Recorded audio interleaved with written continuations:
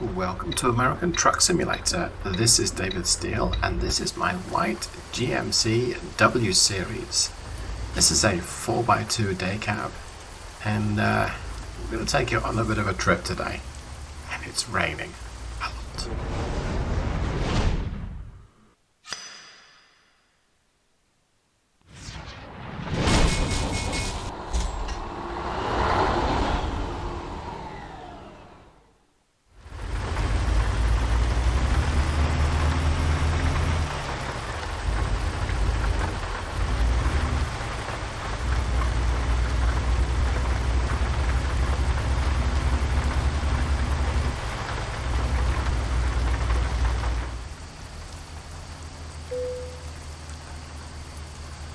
Right, just about to collect my cargo, or rather have it loaded up into this short little trailer behind me. I think this is going to be a reasonable trip, but I also suspect the rain's not going to stop anytime soon. Alright, let's get this thing loaded.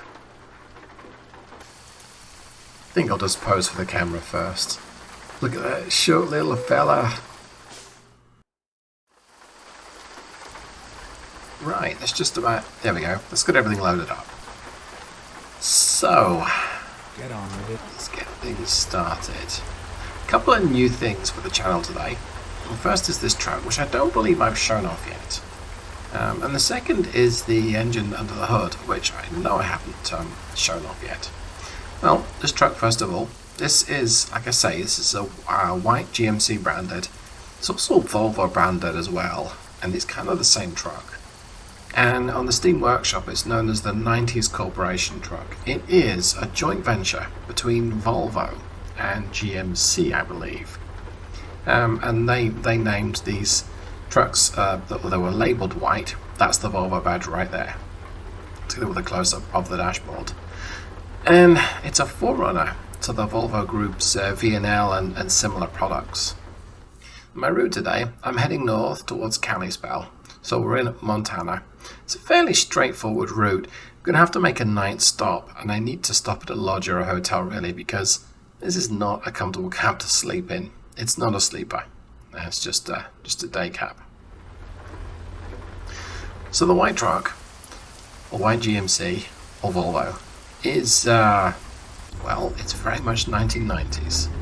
And the engine on the hood, that's an older truck. That's a 70s vintage. That's a Caterpillar 3306, though it's using the Peterbilt 389 stock engine sounds. I'll talk more about both of these on the drive. Alright, finally on the highway, or at least on the on-road. Let's give this 300 horsepower engine a chance to stretch its legs. So yes, it's a 300 horsepower engine, and it's 1100 foot-pounds of torque. Now the 3306, I've tentatively named this the 3306B.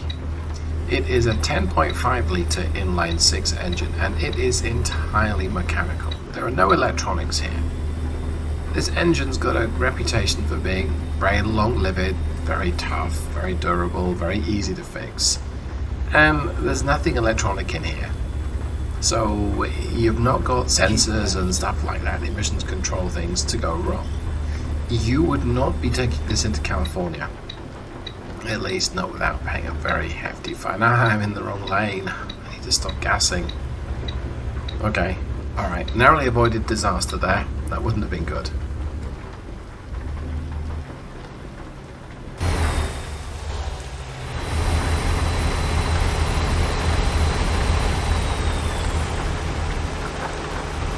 As for this truck, it's grown on me, it's warmed up on me.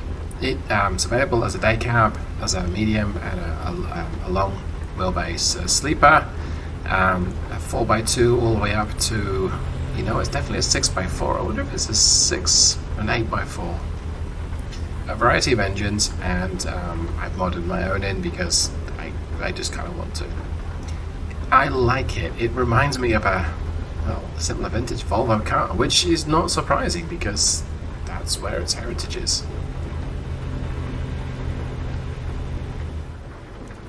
This particular truck, this white GMC labelled truck, comes from a long history of vehicles. The White Motor Company had been around since the 1900s. I think it was 1900 when it was formed. And this business has been involved with everything from sewing machines to steam-powered cars to buses to military contractors and similar. In 1980, the company went bankrupt, and essentially a deal was wrought with GMC that involved Volvo and some Western Star influences. And this channel is not going to go into the history of the heritage and the roots behind the company, but it is interesting. So if you're interested in it, just let me know. We'll put something on the channel. I guess it's sad in a way that this is likely one of the last white GMC badged trucks. Yeah, I'm definitely tired. Excuse me. I needed to pull over now because the next rest stop's a while away. So yeah, it seems a good choice to combine a white GMC truck with a Caterpillar 3306 in, I guess, a bit of a riot of old technologies.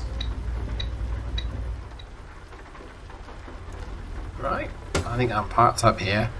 I'm going to hop out the cab, head back towards this motel behind me, and get some sleep. I'll be back in the morning before you can shake 2 jiffies at a Satsuma. I have no idea why I said that, but back in a bit.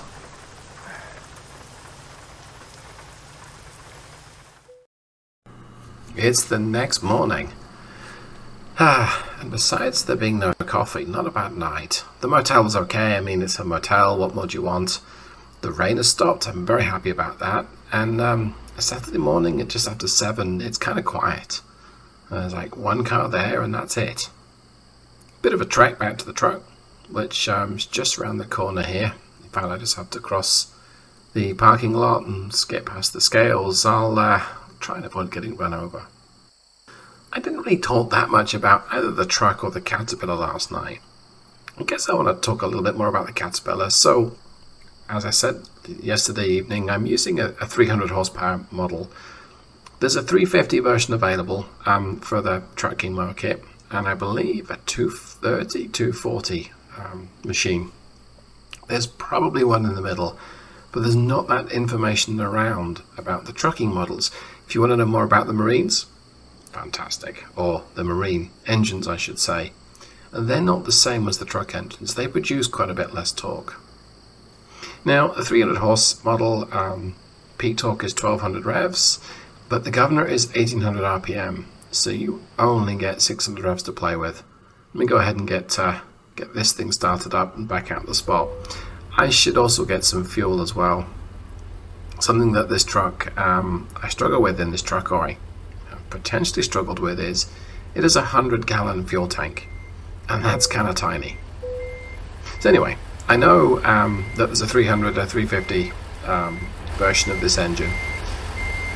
1200 to 1800 RPM is your rev range, and that is kind of not very much really.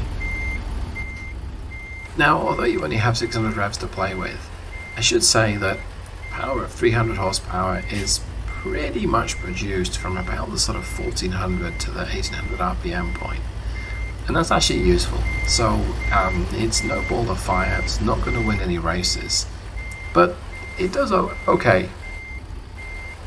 And the reason why I'm using the Peterbilt 389 engine noise here is, one, I'm not a sound engineer, and two, if you can hear the engine hissing away and growling away, you know it's working hard, and that kind of suits the sound stage of the 389 stock FX and this engine. Is that a train horn or a truck? I'm not sure.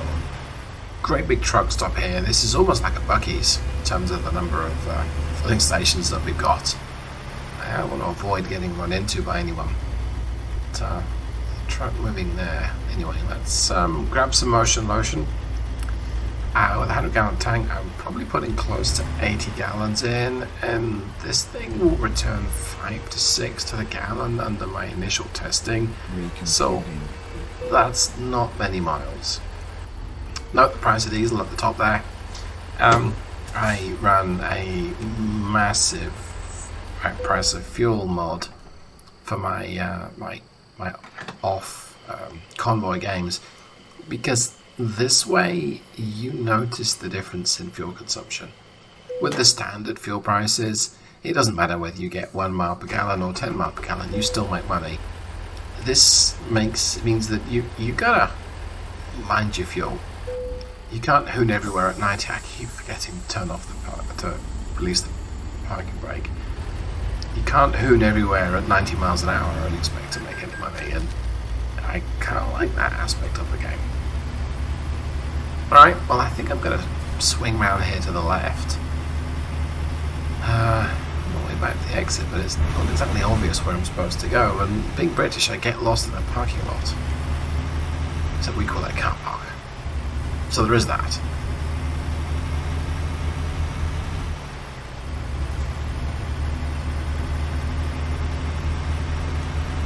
What the hatch?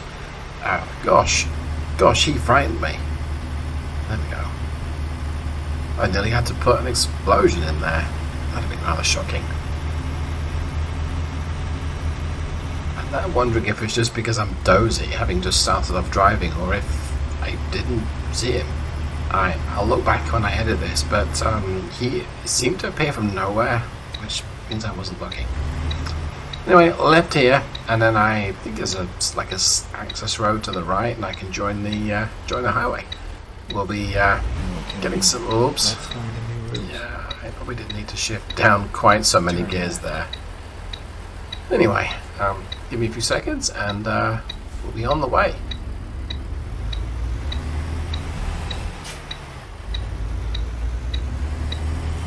Where the heck did he come from? Okay, is this me, or is this just the game just being silly buggers with me? I'm going to make a note to go back and just look at this whole sequence when I edit this video, because that was very bizarre. I did not see him, and I was paying particular attention given the truck I also didn't see. The common factor here is me, as well as not seeing it. Go straight.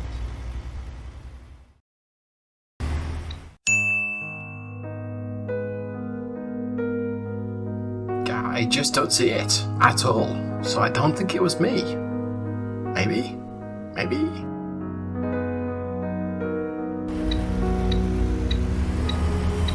And yet, there it is. Huh.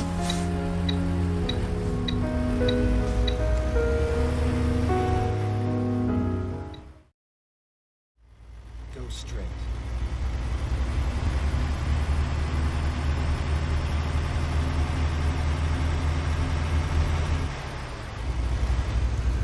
I'm glad those lights stayed at green and they've gone to red, so maybe that bus will get stopped and won't hunt me down and drive me off the road.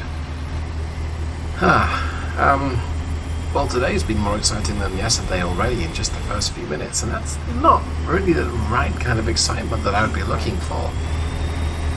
Well, here's the access road, so let's cruise up and get the wings back and make like a tree and get out of here. So this thing cruises okay once we're up to speed, but do bear in mind I'm using a 13-speed overdrive transmission with fairly short final drive. This is a 411, so 55 is just below 1400 revs, which is pretty much exactly the sweet spot as far as power goes on this engine. It's close to 300 at this engine speed, and it stays largely flat until the governor. So if you were to go quicker, can you go up? You lose a bit of speed coming up a hill, you've got a good chance of keeping it in this gear and climbing it. That's the plan anyway. And you know what, come to a gradient and you're going to be shifting down. 11th is the direct drive gear, and I've noticed that I'll sometimes have to drop down to 9th or 10th on a moderately steep hill, something like the Grapevine in California. I haven't tried that yet, but that's probably going to be a I'm in the 5th, 5th and 6th. So right. I seem to recall there is a steepish gradient along this route, but we'll find out in due course. Exit right.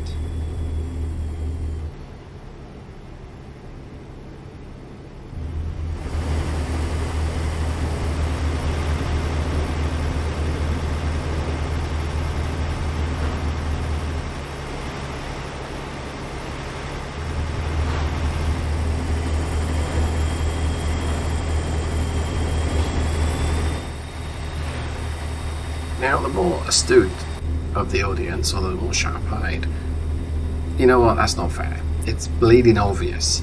I'm using a different route advisor there today. It's all the information is showing along the bottom of the screen with a bit showing at the top when I want it to. And that is Seizel's Route Advisor. Now, I've used this in the past and I enjoy it, but for the more immersive experience, try not to use the on-screen route advisor display. However, for a truck like this that doesn't have the gear selection display showing, and I'm not using my shifter, that's very, very useful. So it shows me the gear that I'm in. That's pretty much a deal breaker for me. So in a truck such as the Macar, I can use Seizel's accessories to put a trip computer on the windscreen. Fantastic. Can't do that with this truck. So this interface change pops up the gear information and some other bits and pieces at the bottom. And if I want to use it for my GPS, I absolutely can. So that's a big help. I bet these lights go to red right as I approach.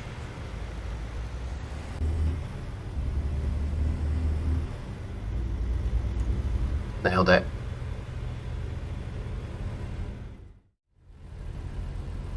Future David here again. I'm going to skip forward the next 40 miles or so because there's not much to see and I'm blathering on about the same stuff I already talked about, so that's not relevant here. Anyway, sit back and enjoy the ride through Montana, which is a beautiful state, and if you have the game and haven't got this DLC, I would recommend it.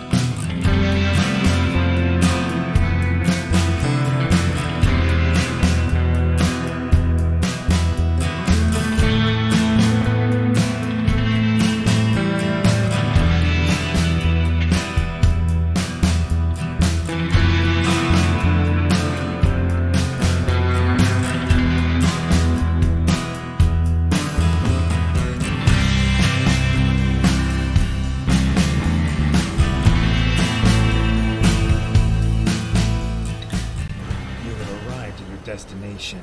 Here at last. You know what? That was a pretty good trip all up. I enjoy this truck and this engine. And I'm going to go ahead and go for the difficult parking because how hard can it be with a short single trailer and a short truck? We like short. Short is good.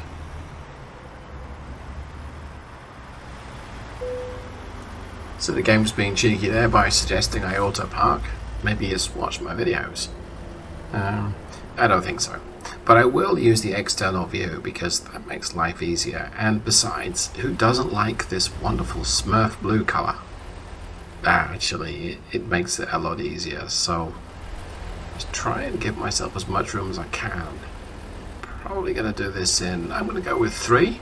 So that's 3 backwards and forwards movements. This is the first. So a little bit of right hand down, get the angle, try and correct it, straighten it up a little bit. Try to hit or aim the back of the truck toward the front of the trailer parking square, if you see what I mean. So about, no, that's not right. About then, but then I messed it up. So, okay, so that's number 1. I'll just shunt it forward and we'll start the count at number 2. Okay. Shunt it forward. Let's try that again. So this gearbox, it's a 13 speed. It's numbered 1 to 13, but typically you've got 2 crawler gears at the start, so it's first and second. Right, this is more like it. We're aiming the back of the trailer towards the front of the parking trailer square. That's what I'm trying to do. Hey, if you know what you're doing here and I'm doing it wrong, let me know. Let me try and correct it so we straighten things up. Now, is that straight? Nearly straight? Oh, I overcorrected. Okay, well that's number 2. Number 3 should be easy because the truck is practically straight up from here anyway. Yeah. I mean, I could, future David, you could skip forward this bit because it's easy sailing. But there's still a chance I'll mess it up, so we'll hang fire for just a second.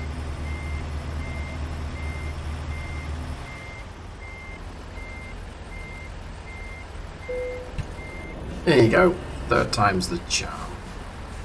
Who would have figured? Actually, I did predict 3. Right, let's see how well we did then. Let's shut the truck down and yeah, get this cargo collected. So that's 290 miles, and that is 43.6 gallons. So 6 and a bit, 6.5, between 6.5 and 7, which I think all things considered is pretty respectable for this engine. I hope that you enjoyed today's video, and I'm going to leave links down below of most of the mods I've used, or the majority of them. Be sure to check them out on the Steam Workshop or anywhere else they are. Take care everyone. Goodbye.